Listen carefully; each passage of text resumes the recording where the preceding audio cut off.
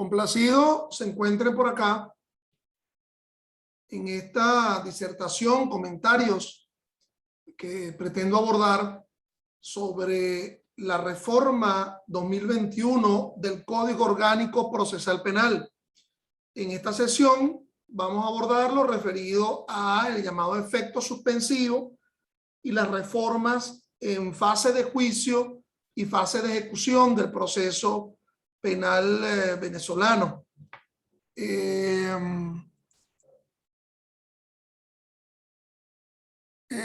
Mi nombre es Ángel Serpa Ponte y bueno, estas disertaciones sobre derecho penal, derecho procesal penal, derecho penal constitucional las pueden encontrar ustedes en mi canal YouTube Ángel Serpa Ponte, a los efectos de quien quiera ingresar allí y encontrar alguna respuesta frente a problemas de derecho procesal, derecho penal constitucional. Bueno, estimados, ya en esta, digamos, en esta larga jornada del día de hoy, en la cual hemos abordado tanto las reformas que se ubicaban en la fase preparatoria, en la fase intermedia y ahora en la fase de juicio de la llamada reforma 2021 del Código Orgánico Procesal Penal. Lo que hay que advertir es que, bueno, a estas alturas del partido, pues, ahorita 17 de septiembre a las 6 de la tarde, todavía no ha salido publicado en Gaceta Oficial la reforma del Código, pero esto es inminente, esto no debe tener ningún tipo de duda, es cuestión de hora, pues, por lo que he manifestado con anterioridad, por un problema de necesidad política, de presentar gacetas oficiales con una reforma legislativa ante el asunto de la negociación en México y todo vinculado a todo un criterio de reforma del Estado de Derecho, etcétera, etcétera, donde hoy, ahorita mismo, en este momento que yo comento con ustedes, se está escenificando en esa Asamblea Nacional que yo llamo esquina de Capitolio, para diferenciarlo de otra Asamblea Nacional, la que fue electa legítimamente en 2015. Bueno, ahorita mismo, entre otras leyes, se está sancionando también entre gallo y medianoche, en 2 sesiones, la ley de amparo, sumamente importante y sobre la cual me ocuparé también prontamente en una de estas disertaciones, pronta, inclusive si tengo el texto, inclusive hasta el día de mañana, el día sábado. Bueno, ya abordamos lo referente a la fase preparatoria. De verdad los invito a que acudan a mi canal YouTube, en donde van a encontrar a partir del día de hoy, yo creo que con estas son 6 disertaciones en el día de hoy, porque ha sido dividida en varias etapas, a menos que yo logre unirlas, ¿ok? En mi canal YouTube, Ángel Serpa Ponte, mi criterio sobre estas reformas, la reforma 2021 del Código Orgánico Procesal Penal.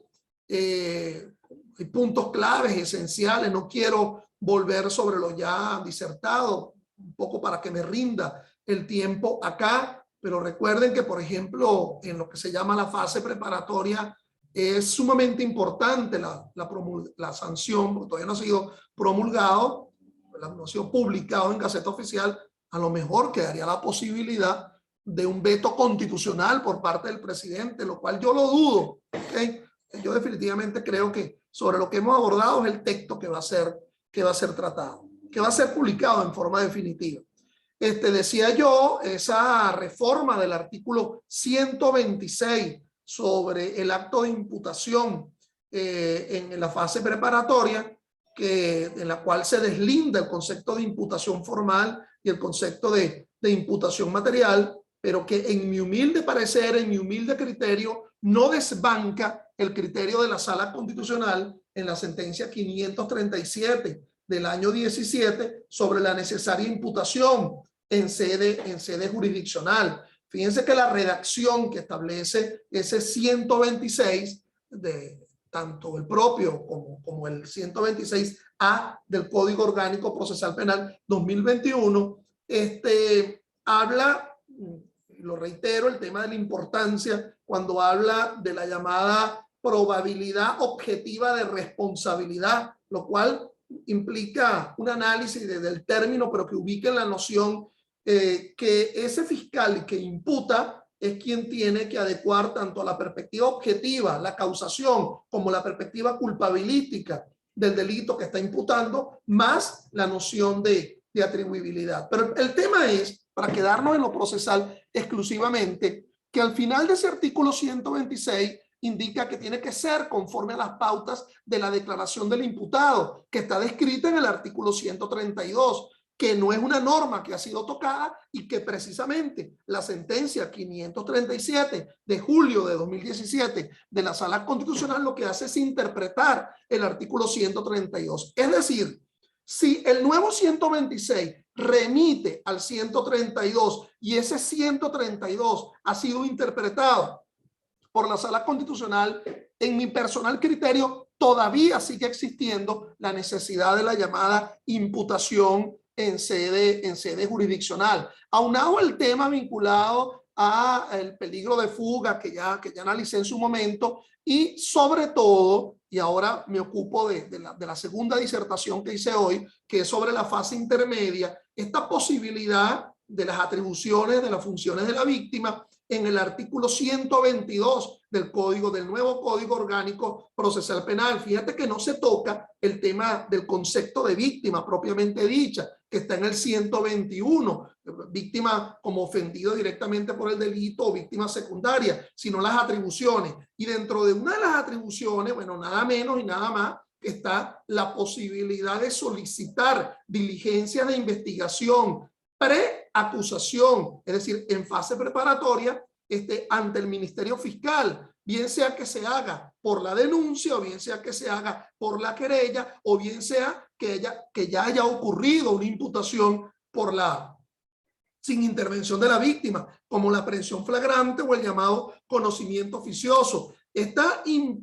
necesidad de diligencia de investigación a ser respondida por el Ministerio Fiscal en los 3 días y si se da una ausencia de respuesta o una negativa, la insistencia ante el juez de control para que aborde el tema de la pertinencia y necesidad. Es decir, de alguna forma, esta reforma se está sustentando en otra sentencia de la Sala Constitucional que no se toca, que es la famosa sentencia 910, ¿verdad? De diciembre del año 2018, que es la que le permite a la víctima, cuando el Ministerio Público o no presenta la acusación como acto conclusivo o está presentando otro acto conclusivo diferente a la acusación, en mi personal criterio, allí he esbozado tanto el decreto de archivo fiscal como la solicitud fiscal de sobreseimiento como la solicitud del principio de oportunidad, mecanismo que harían finalizar la fase preparatoria. Bueno, le da la posibilidad de la llamada acusación particular propia. Estoy resumiendo. Ahora nos vamos a ocupar con el tema de lo que, esperando que terminaran de ingresar todos, el tema de las reformas en la fase de juicio y en la fase de ejecución.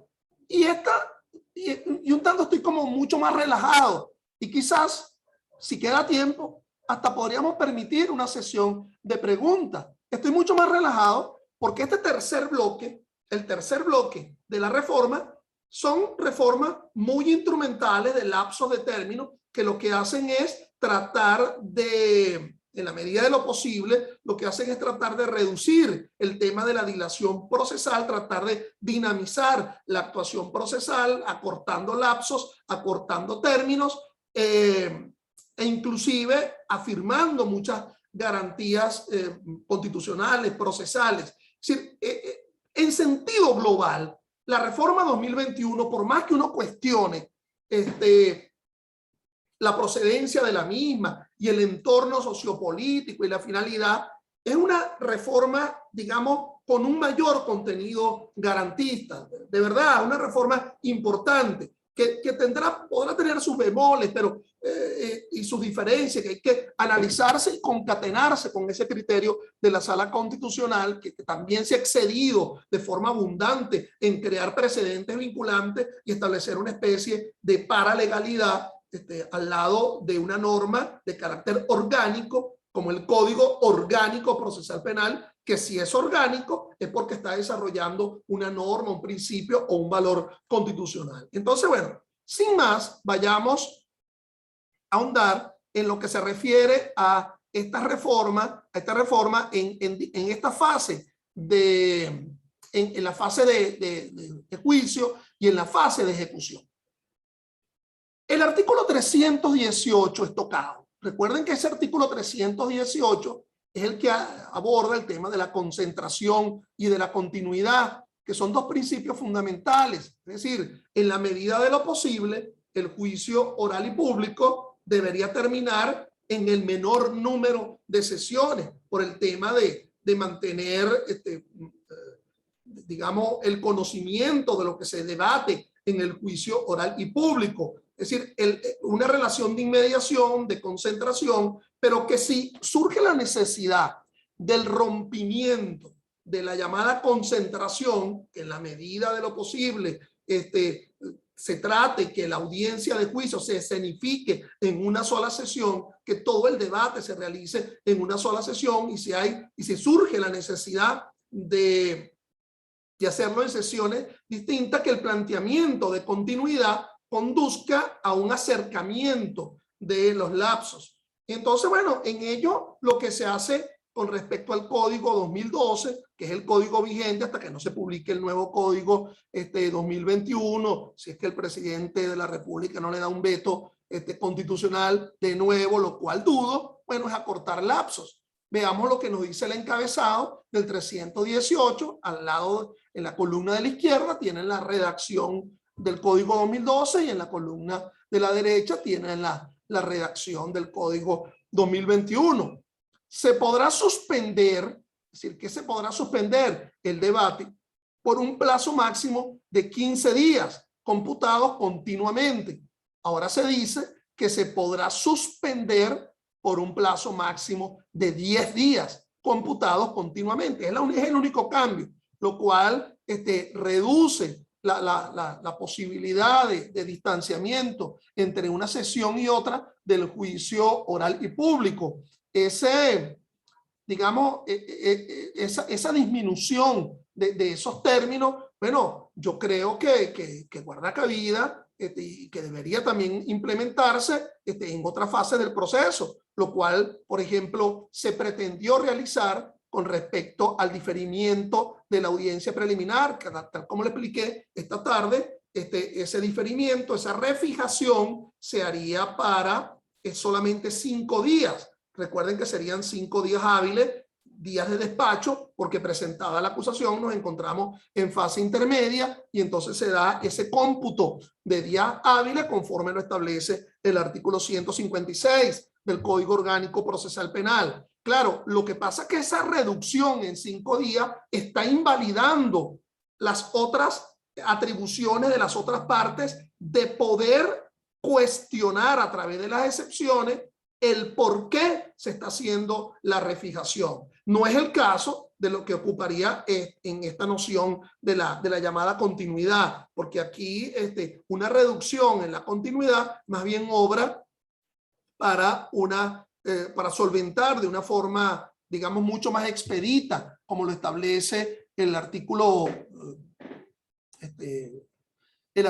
26 de la Constitución, cuando nos habla de la llamada tutela judicial, que tiene que ser una tutela expedita, célere.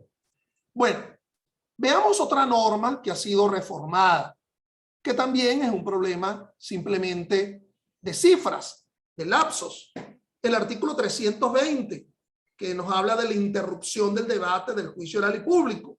Si el debate no se reanuda a más tardar al 16º día, después de la suspensión, se considerará interrumpido y deberá ser realizado de nuevo desde su inicio. Así dice el vigente 320 del COP.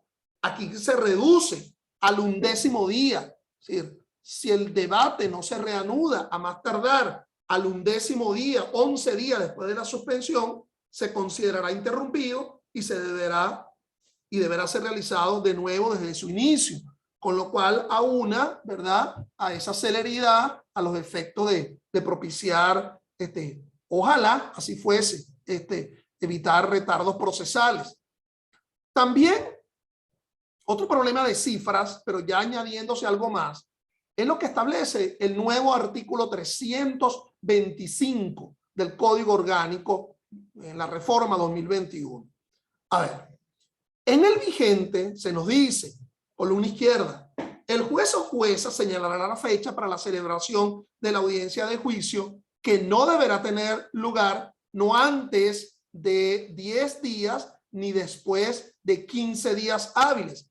Es decir, la fijación del inicio del juicio oral y público actualmente entre 10 a 15 días. Ahora se acorta la fijación del inicio de ese juicio oral y público que deberá tener lugar no antes de 5 días ni después de 10 días hábiles. Es decir, lo máximo a partir de la recepción de las actuaciones, de ese auto de apertura a juicio, acompañado de todas las demás actuaciones, es fijarse el inicio al 10º día. Esto es importante que lo entiendan, mis estimados, porque no es lo mismo la fase de juicio que la audiencia de juicio. Hay una relación de continente a contenido. Esa fase de juicio va a contener la audiencia de juicio, pero existe una etapa de preparación del debate que es anterior al inicio del juicio oral y público, en donde las partes realizan muchas actuaciones y ahora se acorta. Fíjense que ahí está, por ejemplo, la llamada oposición de excepciones en fase de juicio. ¿Por qué no decirlo? La solicitud de nulidad, aún con lo que se establezca en el artículo 177 de las actuaciones que se verifican con anterioridad de la fase de juicio. ¿Qué otra cosa pudiera darse? Bueno, lo instrumental del juicio, notificación, citaciones. ¿Qué otra cosa pudiera darse? Bueno, la posibilidad de incidencias de apartamiento, que como bien lo saben ustedes, conforme al 92 y al 96 del COP, tendría que ser hasta el día hábil anterior del inicio del debate. Entonces, lo cual uno se preguntará, todas estas actuaciones que realizan las partes en la fase de juicio con anterioridad al juicio oral y público, ¿podrán realizarse de una manera efectiva en ese menor tiempo, que son de 10 días? Pero además, fíjate algo, el llamado solapamiento. ¿A qué hablo yo? El infine del 314 del COP, es decir, la posibilidad de la apelación del auto de apertura a juicio, no nos dice que ello va a conducir a un doble efecto, esa apelación, es decir, al efecto suspensivo y al efecto devolutivo, de ese solo componente que puede ser apelado, que es la ilícita admisión de prueba o la admisión de prueba ilícita, conforme lo indica el infine del 314 del Código Orgánico. Y entonces uno se preguntará, ¿cómo se va a comenzar el juicio oral y público si todavía media la posibilidad de resolver el recurso? Es decir, la apelación de ese componente, nada menos y nada más, de la prueba que iría a ser conocida en el juicio o la que no está siendo ofrecida porque no se admitió. Y uno decía, bueno, no importa, es que se solapan los lapsos. Es decir, los lapsos que tendría la Corte de Apelaciones para conocer esa apelación de auto conforme las pautas, ¿verdad?, de los artículos 440 y siguientes del COD, más o menos se solaparía en lo que había hasta ahorita, que son los 15 días. Es decir, 5 días para la presentación del recurso, los 3 días para contestar, los 5 días que los 5 días que tendría la Corte de Apelaciones para decidir. Y entonces, bueno, más o menos se solapaba esa posibilidad, ¿verdad?, que resolviera la Corte de Apelaciones en el mismo lapso que tendría el Tribunal de Juicio para iniciar. Pero si ahora se acortan y no se está cortando, por ejemplo, la tramitación de la apelación de auto, que en este caso sería la apelación de la decisión de inadmitir prueba o la ilícita admisión de prueba, bueno, yo creo que con más razón debería considerarse el criterio que la apelación de ese componente de la ilícita admisión de prueba debería conducir a un efecto suspensivo del inicio del juicio oral y público, porque no están cabalgando los lapsos. Y sí, bueno, todos sabemos que el papel aguantaría todo. Entonces, bueno, mete ahí la cifra que sea. Total, la dilación es un problema ya no de normas, es un problema de realización, es un problema realmente de logística y mucho más en esta situación que está en este momento, la pandemia, que ojalá se supere. Es decir, pero en el papel, la posibilidad de la dinamización del juicio oral y público. Ya empezamos con la fecha de su inicio frente a un recurso que todavía no ha sido suspendido, pudiera traer la ingrata noticia de decisiones dictadas en el juicio oral y público sin que todavía la Corte de Apelaciones haya decidido sobre la ilicitud de esa prueba. Sigamos. El famoso efecto suspensivo. Aquí yo tengo poco que decir, porque yo creo que dentro de lo lacónico de la nueva norma 430, más bien, de verdad, y me perdona la exageración, como esta mañana lo hice, lo hago ahora. Lo aplaudo. Ciertamente hay que aplaudirlo. Si esto tiene una finalidad de hacer ver a los demás que existe un cumplimiento de garantía frente a un informe de las Naciones Unidas, en donde inclusive como víctima estoy yo incluido, y todo lo demás, bueno, perfecto. Pero hay un tema que evidentemente lo lacónico de la redacción del artículo 430 de la reforma del 2021 no permite otras interpretaciones y más bien conduce a una extrapolación de esta norma con respecto al famoso 374 del Código Orgánico Procesal Penal, aun cuando el 374 esté ubicado dentro de un procedimiento especial. Y es que nos pudiéramos preguntar, ese 430 que está dentro de todas las garantías recursivas, dentro de los principios recursivos, es que solamente va a regular el procedimiento ordinario, no regula los procedimientos especiales. Es decir, ¿es que acaso la fase recursiva no es una fase y es un procedimiento? Pues no, es una fase recursiva, y los principios que lo regulan, entre los cuales está el 430. Por lo tanto, los principios que regulan la fase recursiva, el principio de competencia, el principio de impugnabilidad objetiva, el principio de impugnabilidad subjetiva, el principio de efecto extensivo, debe estar presente frente al específico recurso que allí se menciona, porque ciertamente no habla de revisión, no habla de casación y habla de apelación. Y no discrimina, y las hay de dos tipos: apelación de autos y apelación de sentencia. No discrimina el 430 y está ubicado dentro de los principios recursivos para regular la interpretación de los recursos tanto en el procedimiento ordinario como en los procedimientos especiales. La cosa va así: sistema procesal acusatorio, proceso regulado en el Código Orgánico Procesal Penal, procedimientos ordinarios y especiales, y fases, dentro de los cuales está la fase recursiva, porque así lo establece, por ejemplo, el 156, aunado a las demás fases en primera instancia. Si hay una pentarquía en fases procesales, fase preparatoria, fase intermedia, fase de juicio, fase de ejecución y fase recursiva, que corre paralela con estas fases de primera instancia. Entonces, la interposición de un recurso suspenderá la ejecución de la decisión, salvo que expresamente se disponga lo contrario. Es un principio de los recursos de tiempos inmemoriales. Vale la pena que revisen el gran libro sobre los recursos de Vescovi, los medios impugnativos. el llamado efecto suspensivo frente a la interposición del recurso. La no ejecutabilidad, la no ejecutoriedad del fallo dictado por el ACUO si se interpone el recurso. Recordemos que en el caso del proceso penal venezolano, tanto la admisión como la procedencia del recurso le corresponde al ADCUEN. No existe la posibilidad de una inadmisión del recurso por parte del tribunal de primera instancia, por lo menos si se tratare de recurso devolutivo, excepción del recurso de revocación, que le corresponde decidirlo al propio tribunal que dictó el pronunciamiento de mero trámite o de mera sustanciación. Entonces, fíjense que, claro, hay excepciones.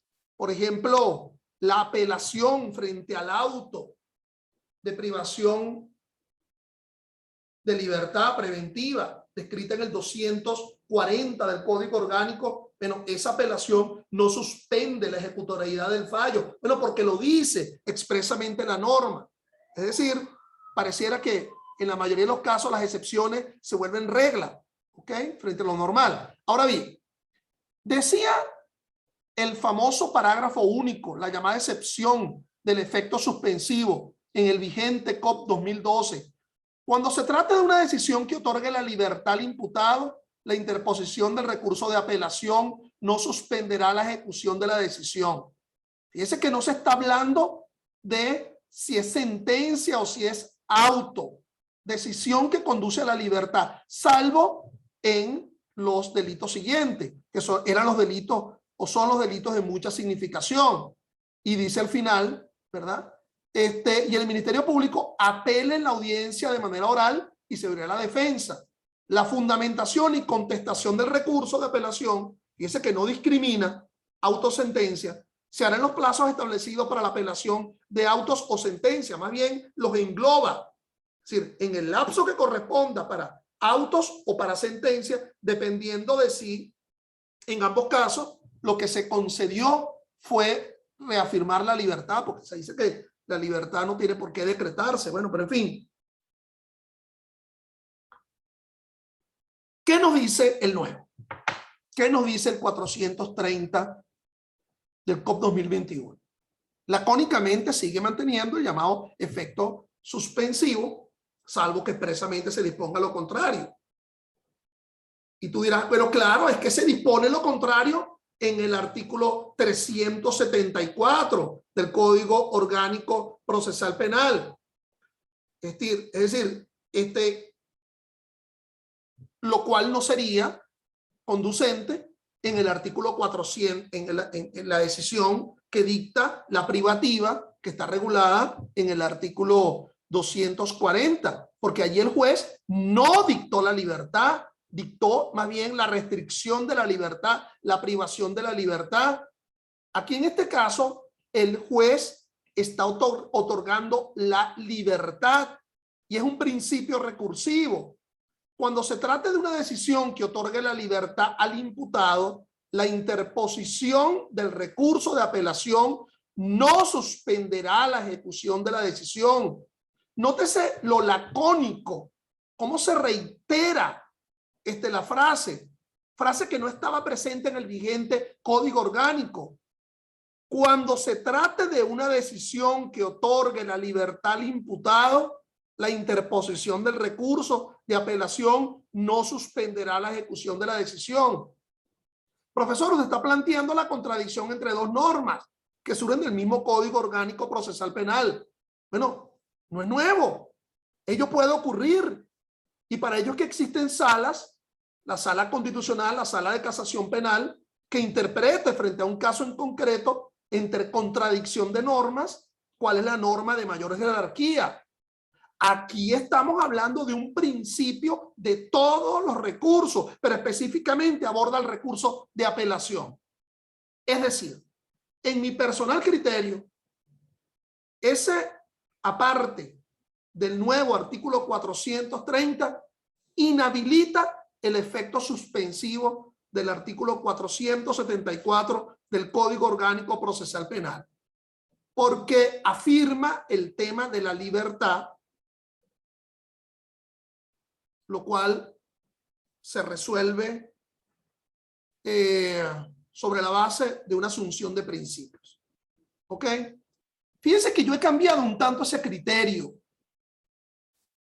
Yo antes de esta reforma asumía que es distinto el 430 con respecto al 374, porque en aquel caso, en el caso del artículo 374, se daba la posibilidad de la falibilidad del juez, aceptar la falibilidad del juez, que el juez se haya equivocado en la asunción jurídica de un hecho que él consideraba que debe conducir a la libertad y no a una coerción. En cambio, en la oportunidad del 430 ya se había pasado por muchas esclusas, por muchos diques. Ya se había pasado por la fase preparatoria, por la fase intermedia, y estamos a la finalización de un juicio oral y público analizado en debate, una prueba, y el juez había dictado una sentencia absolutoria que conducía a la libertad o una de sobreseimiento. Oportunidad que era distinta a la del 430 con respecto a la del 374. En la del 430 había una mayor purificación por la asunción de fases. En la del 374 apenas estábamos iniciando. Pero es que me llama la atención lo lacónico de esa parte del artículo 430, reformando a una norma de tanta, de tanta controversia. Recuerden los que asistieron a las anteriores disertaciones, yo personalmente en 2012 solicité la nulidad del Código Orgánico Procesal Penal, entre otras normas, de ese efecto suspensivo de la libertad. Pues mire, se está concediendo. Son dos cosas, hay varias que estoy viendo de esa solicitud. No lo hizo la Sala Constitucional, lo hizo la Asamblea electa en 2020. Vaya usted a ver las variables de la vida. Bueno, aquí en el 473 se hace una reforma con respecto a la fase de ejecución. Dice el vigente: si el penado debe cumplir la sanción en un lugar diferente al del juez o jueza de ejecución notificado, esta deberá informar al juez o jueza de ejecución del sitio de cumplimiento, etc. Ahora se nos dice: si el penado debe cumplir la sanción en un lugar diferente al de la localidad donde se dictó la sentencia, está vinculado a el circuito judicial penal del juez de juicio o del juez de control que por vía de la admisión de los hechos condenó. Y entonces, lo nuevo, el ministerio con competencia penitenciaria deberá notificar al juez, es decir, al juez que condenó, a los fines que éste remita al expediente al juez de ejecución con competencia en el sitio de cumplimiento. Ustedes podrían decir, bueno, locus commissi delicti, el locus commissi delicti debería estar presente en la competencia en razón del territorio, en cada una de las etapas, fase preparatoria, fase intermedia, fase de juicio, pero fase de ejecución. No es que aquí, porque ya alguien esté condenado, se le está relevando de garantía, pero es un sitio, es una cosa concreta en la cual alguien a lo mejor tiene una familia que lo puede ayudar en la fase de ejecución en un sitio distinto a donde cometió el delito, lo cual es mucho más garantista en atención al ámbito del penado. Recordemos el famoso artículo Gómez Grillo, ¿ok? El artículo 272 de la Constitución de la protección de los derechos del penado.